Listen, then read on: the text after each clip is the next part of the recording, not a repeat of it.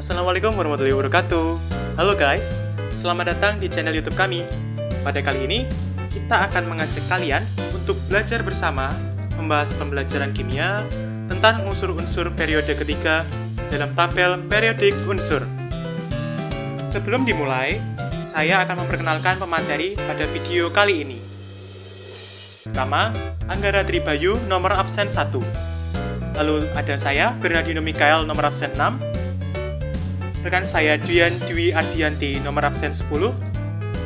Mila Rosdiana nomor absen 19. Anda Aurelia Putri nomor absen 30. Dan itulah pemateri video kali ini. Nah, jadi teman-teman, pada video pembelajaran kali ini tentang unsur-unsur periode ketiga dalam tabel periodik unsur, ada 4 hal yang akan kita bahas dalam video ini. Yang pertama, sifat fisika unsur periode ketiga. Yang pertama, sifat fisik unsur periode ketiga. 2. Sifat kimia unsur periode ketiga. 3. Manfaat unsur periode ketiga. Dan yang terakhir, peran unsur periode ketiga di alam. Selamat menyimak!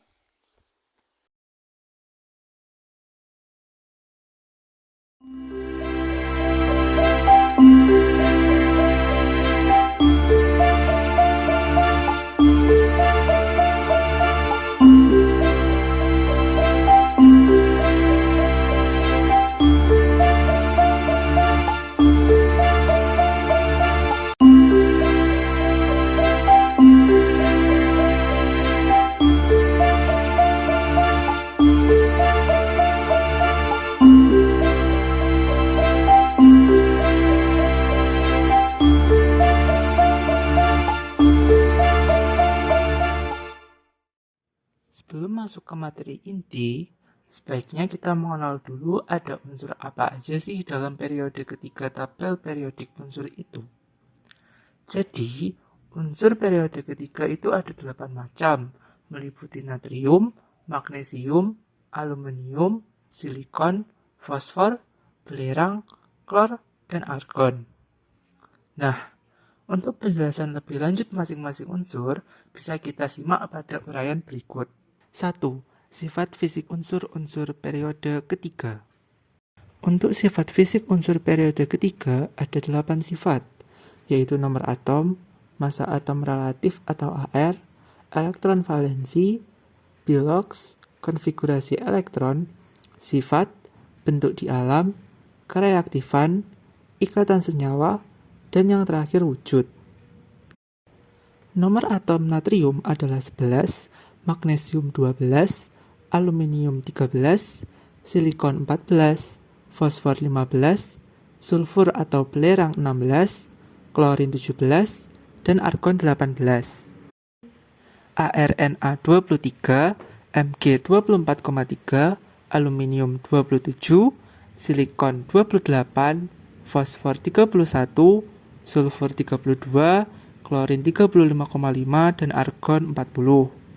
Elektron valensi natrium 1, magnesium 2, aluminium 3, silikon 4, fosfor 5, sulfur 6, klorin 7, argon 8. Bilox natrium plus 1, magnesium plus 2, aluminium plus 3, silikon plus 4 atau min 4, fosfor min 3 plus 3 dan plus 5, sulfur min 2 plus 2 plus 4 dan plus 6, klorin min 1 plus 1 plus 3 plus 5 dan plus 7, argon 0 karena dia unsur stabil. Konfigurasi elektron natrium Ne3S1, magnesium Ne3S2, aluminium Ne3S2 3p1, silikon Ne3S2 3p2, fosfor Ne3S2 3p3, sulfur Ne3S2 3p4, klorin Ne3S2 3p5, argon Ne3S2 3p6. Untuk sifat, natrium, magnesium, dan aluminium adalah logam, silikon metaloid, yaitu bisa berbentuk logam maupun non-logam, fosfor, sulfur, klorin, dan argon adalah non-logam. Bentuk di alam, natrium, magnesium, dan aluminium adalah logam, silikon adalah kristal kovalen raksasa, fosfor dan sulfur adalah poliatomik, klorin adalah diatomik, dan argon adalah monoatomik. Untuk kereaktifan, semua unsur periode ketiga sangat reaktif, kecuali argon. Untuk ikatan senyawa, natrium dan magnesium adalah ion, aluminium ion kovalen, silikon sampai dengan argon adalah kovalen. Untuk wujud, natrium, magnesium, aluminium, silikon, fosfor, dan sulfur adalah padat, klorin dan argon adalah gas.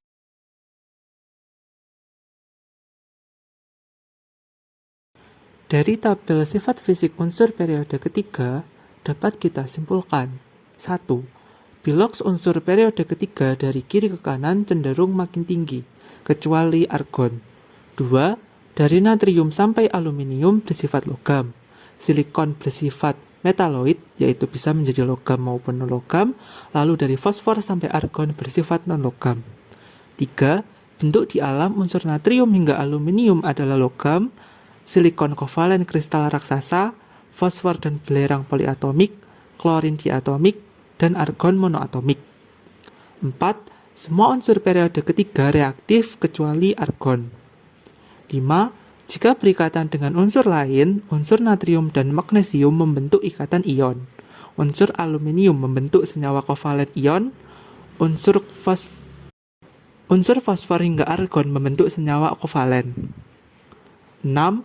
Wujud unsur-unsur periode ketiga cenderung berbentuk padatan, kecuali klor dan argon yang berbentuk gas.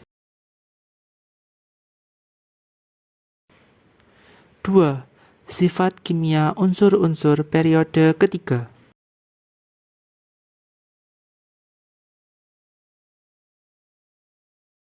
1.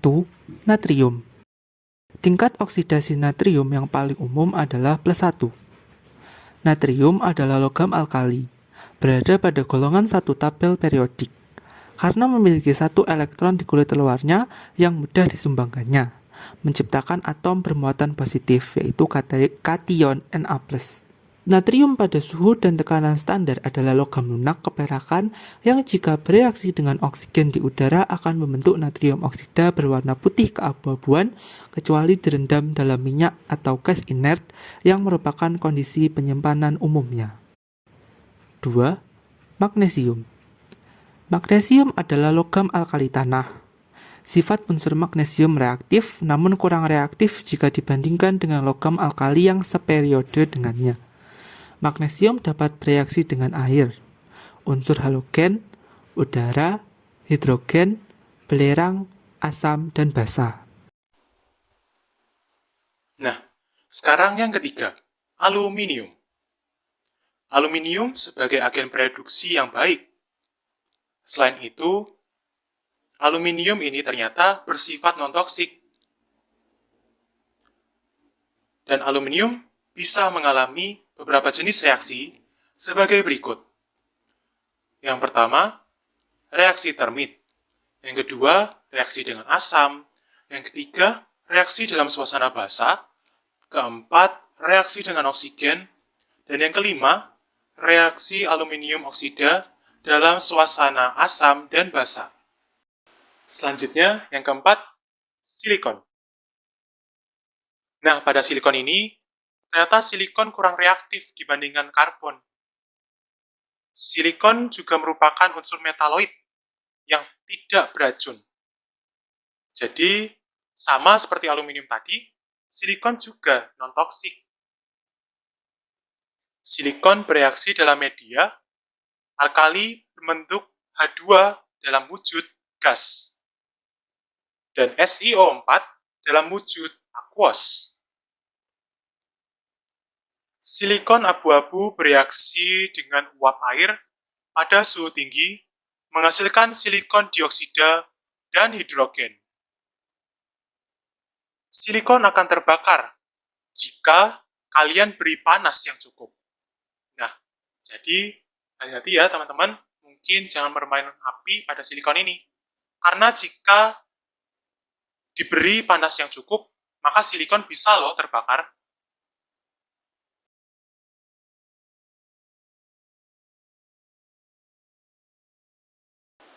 Selanjutnya yang kelima ada fosfor.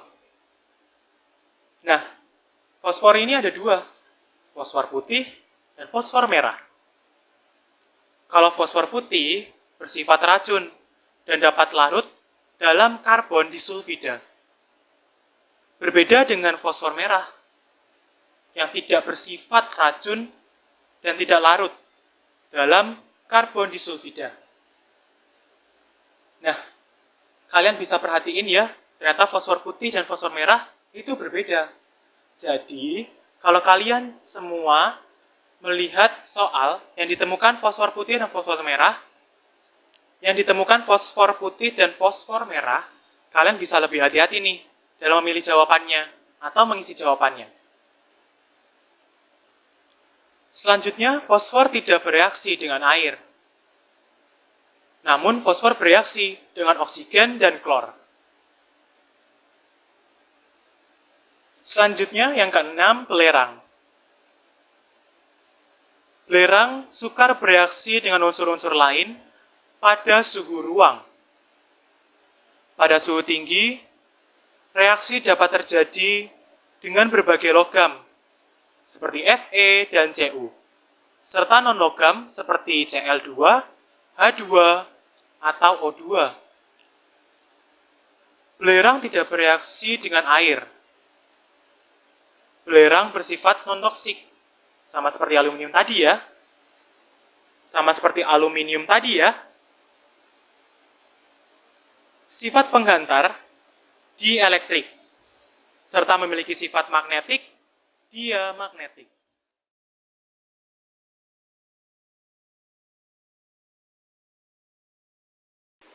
Nah, klor ini teman-teman merupakan salah satu unsur halogen yang bersifat reaktif. Dapat bereaksi dengan logam, non-logam, metaloid tertentu, hidrogen, dan air. Klor juga merupakan oksidator kuat.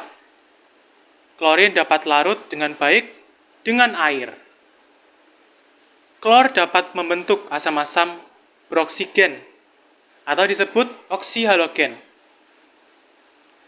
Dan dapat juga bereaksi dengan hidrogen membentuk asam halida.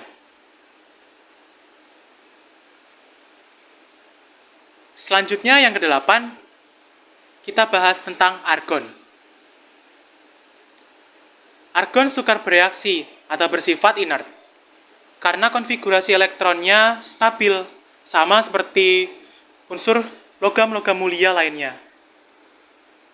Dan selanjutnya yang kedelapan, ada argon. Dan selanjutnya, mari kita bahas yang kedelapan, argon. Sifat argon ini sukar bereaksi atau bersifat inert karena konfigurasi elektronnya yang seperti kita ketahui, gas alami itu memiliki konfigurasi elektron yang stabil. Sehingga argon ini jarang ditemukan dalam bentuk senyawa. Sama seperti teman-teman gas mulia lainnya, seperti xenon dan lain-lain, yang jarang ditemukan dalam bentuk senyawa. Argon sedikit larut dalam air. Dan argon sedikit larut dalam air.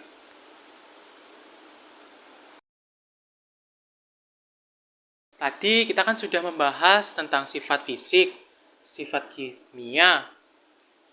Sekarang, yuk kita masuk ke poin pembahasan yang ketiga, manfaat unsur-unsur periode ketiga.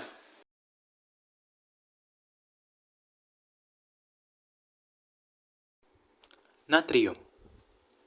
Manfaat yang pertama, untuk mereduksi lelehan KCl. Yang kedua, untuk membentuk natrium karbida atau Na2C2. Ketiga, membantu menjaga keseimbangan asam basa cairan tubuh. Lalu keempat, berguna untuk industri yang memproduksi kaca, kertas, sabun, dan tekstil. Kelima, berperan untuk pembuatan garam dapur yang ada di rumah-rumah kalian, soda abu, baking soda, soda api, natrium nitrat, serta boraks.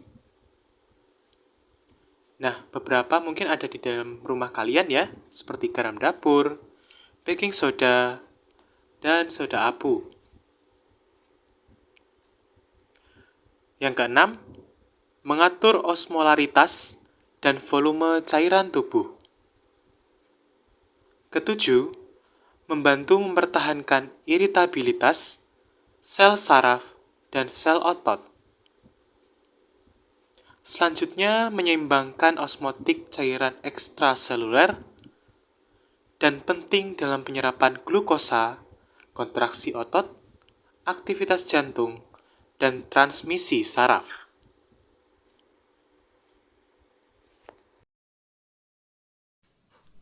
Yang selanjutnya yaitu manfaat magnesium.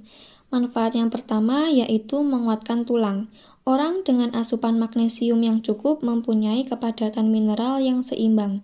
Kepadatan mineral penting guna mengurangi resiko patah tulang dan osteoporosis. 2. Menjaga kesehatan jantung. Magnesium termasuk mineral yang dapat mengendalikan detak jantung dan melindungi jantung dari kerusakan, terutama tekanan otot. 3. Mengontrol diabetes. Sekitar 48% penyandang diabetes tipe 2 memiliki kadar magnesium rendah dalam darahnya.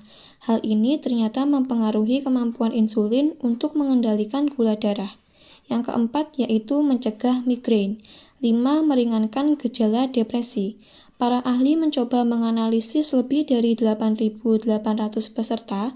Mereka menemukan bahwa peserta di bawah 65 tahun dengan kadar magnesium rendah memiliki risiko depresi 22% lebih besar. 6. Membantu tubuh menyerap mineral dan vitamin. Dan manfaat yang terakhir yaitu meredakan gejala PMS. Penelitian telah membuktikan bahwa mengonsumsi magnesium bersama vitamin B6 akan membantu meredakan gejala PMS seperti nyeri perut.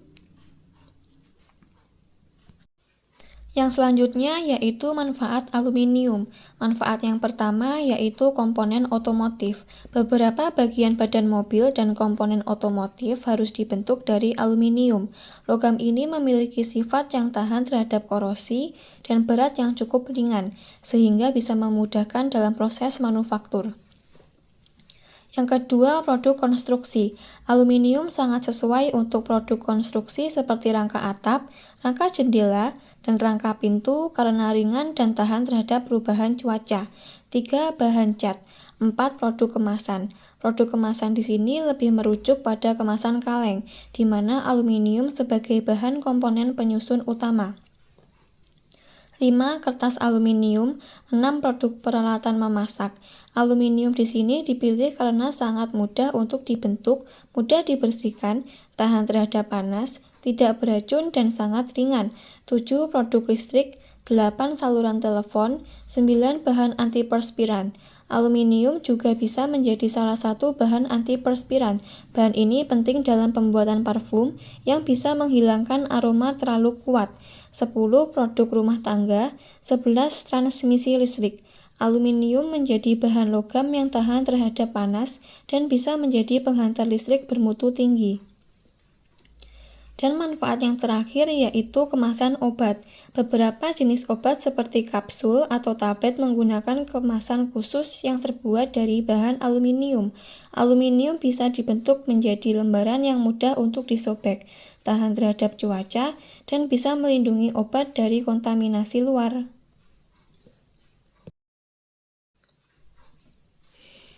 Yang selanjutnya yaitu manfaat silikon. Manfaat yang pertama yaitu ferrosilikon atau campuran silikon besi yang sering digunakan dalam industri baja. Yang kedua sebagai serat optik.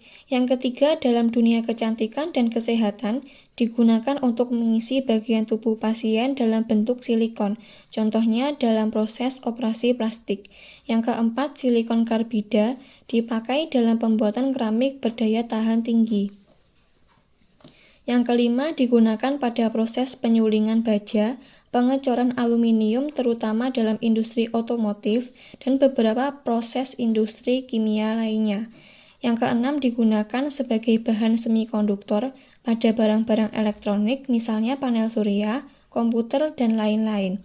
Yang ketujuh, silikon diperlukan untuk pemeliharaan kesehatan tulang. Silikon membantu meningkatkan pengendapan mineral yang berbeda seperti kalsium dalam jaringan tulang. Yang kedelapan, silikon cair digunakan untuk operasi retina, yaitu perekat saat pemasangan retina yang terlepas dari posisinya. Dan manfaat yang terakhir yaitu silikon oksida digunakan dalam pembuatan gelas kaca dan semen. Yang selanjutnya yaitu manfaat fosfor. Yang pertama, fosfor merah digunakan untuk pembuatan korek api. Yang kedua, asam fosfat digunakan untuk pelapisan logam dan memberi rasa asam pada minuman ringan. Yang ketiga, sebagai bahan dasar pada pembuatan pupuk fosfat dan superfosfat, amofos atau NPK di industri pupuk, pestisida, dan bom asap. Yang keempat, senyawa fosfor digunakan untuk produksi gelas pada lampu natrium. Dan manfaat yang terakhir yaitu sebagai bahan pembuat baja, perunggu fosfor, dan merupakan unsur penting bagi tulang dan gigi. Berikutnya adalah manfaat belerang. Yang pertama, sebagai produksi asam sulfat. Cara memproduksi asam sulfat biasanya memanfaatkan oksigen pada proses pemberian lapisan pada tambang belerang. 2. Sebagai bubuk mesiu atau bubuk peledak. Belerang menjadi komponen utama yang telah dirubah menjadi pupuk peledak. Prinsip produksi bahan ini sama seperti pembuatan korek api dan telah dimodifikasi menjadi beberapa bentuk agar menimbulkan bunyi dan nyala percikan api yang cepat padam. Sifat dari bahan bubuk belerang ini sangat mudah terbakar dan meledak. 3. Sebagai pembuatan korek api. Karena adanya asam sulfat yang berwarna lebih gelap dan mengkilap, dapat memicu panas yang sangat tinggi, sehingga menimbulkan percikan api. Sedangkan untuk batang korek api menggunakan kayu pinus. 4. Sebagai insektisida. 5. Sebagai fungisida. Fungisida berbahan aktif sulfur atau belerang adalah fungisida yang bekerja secara kontak untuk mengendalikan penyakit tanaman yang disebabkan oleh jamur atau fungi. Selain sebagai fungisida, bahan aktif sulfur juga berfungsi sebagai akarasida atau mengendalikan hama jenis kutu-kutuan, misalnya untuk mengendalikan tungau pada tanaman jeruk. 6. Sebagai komponen produksi pupuk. Belerang yang berasal dari sumber alam tidak dapat digunakan secara langsung, tetapi harus dirubah dengan metode proses pembakaran khusus ke dalam bentuk asam sulfat. Setelah terbentuk asam sulfat, maka bisa digunakan untuk campuran pembuatan beberapa jenis pupuk pertanian, contohnya fosfat dan amonium sulfat. 7. Sebagai bahan baku pada tahap terakhir pada pembuatan karet atau vulkanisasi karet. Proses pengolahan karet murni membutuhkan belerang untuk membentuk karet agar mudah dibentuk.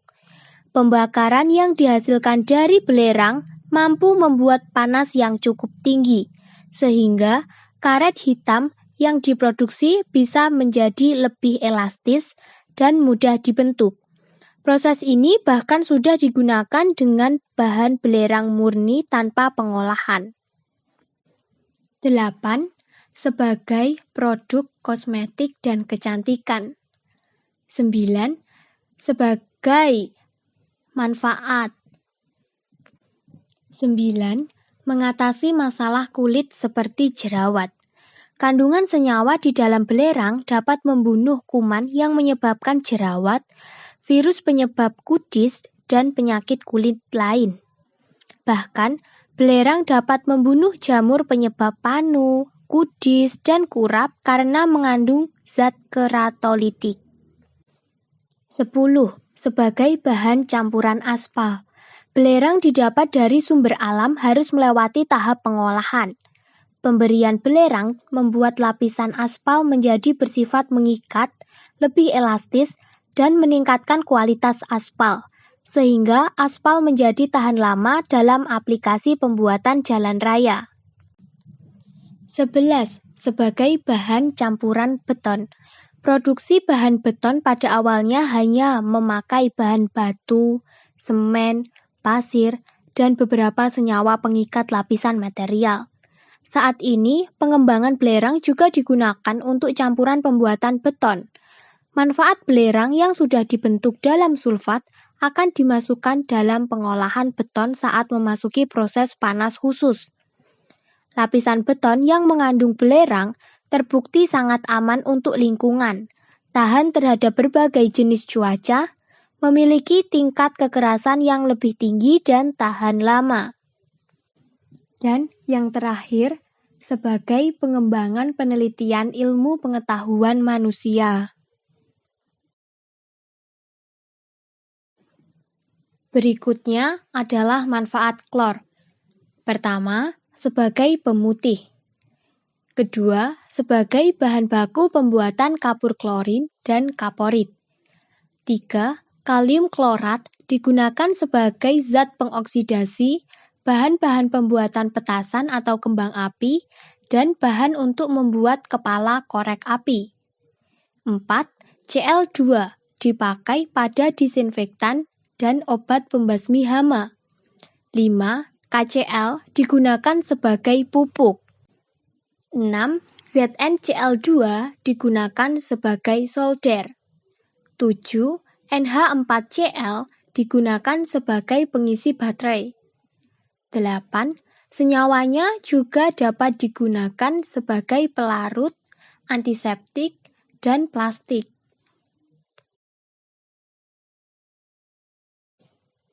Berikutnya adalah manfaat argon. Yang pertama, sebagai bahan pengisi bola lampu pijar dan neon serta campuran gas lain. Dan yang kedua, sebagai gas inert yang melindungi dari bunga api listrik dalam proses pengelasan, produksi titanium dan unsur reaktif lainnya, serta sebagai pelindung dalam pembuatan kristal, silikon, dan germanium.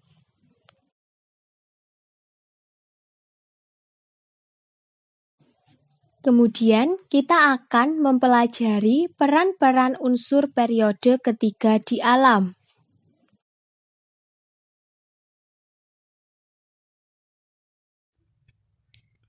Yang pertama, natrium. Kelimpahan unsur natrium di alam dijumpai dalam bentuk senyawa mineral seperti NaCl dan kriolit. Kelimpahan natrium di alam sebesar 2,63%. Natrium merupakan logam alkali. Logam bebasnya tidak terdapat di alam, tapi harus dibuat dari senyawanya. Yang kedua, magnesium. Magnesium tidak ditemukan di alam dalam unsur bebas, tetapi dalam bentuk senyawa. Magnesium tidak muncul tersendiri, tapi selalu ditemukan dalam jumlah deposit yang banyak dalam bentuk magnesit, dolomit, dan mineral-mineral lainnya. Magnesium juga terdapat dalam air laut sekitar 3,7% dan dalam sayur bayam. Yang ketiga, aluminium. Unsur aluminium tidak ditemukan dalam keadaan bebas di alam, melainkan dalam bentuk senyawanya yang disebut dengan mineral. Beberapa sumber mineral aluminium adalah bauksit, batu manikam, tanah liat, kriolit, ortoklas, dan korundum. Aluminium terdapat melimpah dalam kulit bumi, yaitu sekitar 7,5%. Yang keempat, silikon. Silikon merupakan elemen terbanyak ke-8 di alam semesta dari segi masanya, tetapi sangat jarang ditemukan dalam bentuk murni di alam. Silikon paling banyak terdistribusi pada debu, pasir, planetoid, dan planet dalam berbagai bentuk seperti silikon dioksida atau silikat. Lebih dari 90% kerak bumi terdiri dari mineral silikat, menjadikan silikon sebagai unsur kedua paling melimpah di kerak bumi, sekitar 28% massa setelah oksigen. Silikon dalam bentuk mineral dikenal pula sebagai zat kersik. Yang kelima, fosfor. Perannya lebih dikenal sebagai penunjang proses evolusi pada makhluk hidup. Selain menjadi sumber energi, fosfor berperan untuk membentuk membran sel bagi hewan. Fosfor digunakan sebagai penyongkong tulang dan giginya. Di samping perannya untuk makhluk hidup, fosfor berperan penting dalam proses ekologis, yaitu membentuk bakteri fotosintetik dan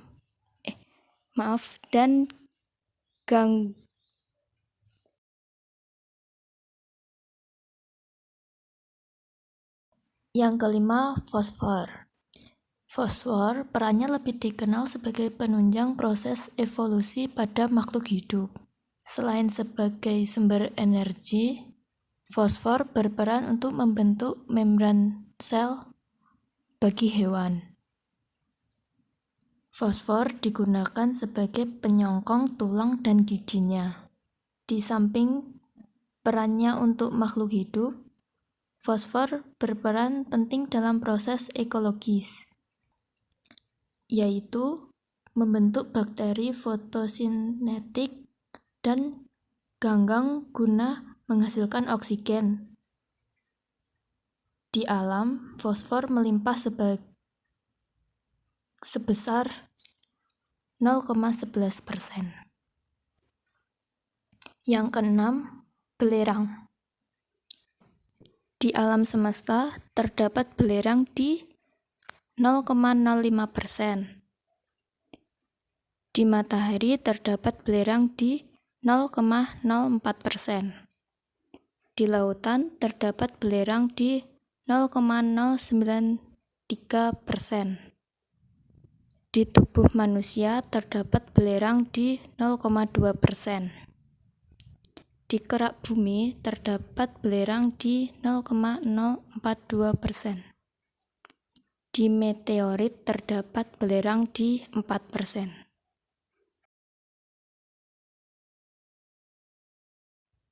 Yang ketujuh, klor. Klorin sangat reaktif dalam bentuk elemen bebas di alam, namun jumlahnya sangat melimpah dalam bentuk garam klorida. Unsur ini merupakan elemen paling melimpah ke-20 di kerak bumi dan jumlahnya mencapai 126 bagian per juta. Jumlahnya paling besar dalam bentuk natrium klorida di laut. Di beberapa tempat ada sejumlah natrium klorida dengan konsentrasi lebih tinggi, seperti danau garam besar di Utah dan Laut Mati di Israel. Kelimpahannya di alam mencapai 0,19%. Yang kedelapan, argon. Di alam semesta terdapat argon di 0,02%. Di matahari terdapat argon di 0,007%. Di lautan terdapat argon di 0,00045%. Di kerak bumi terdapat argon di 0,00015%.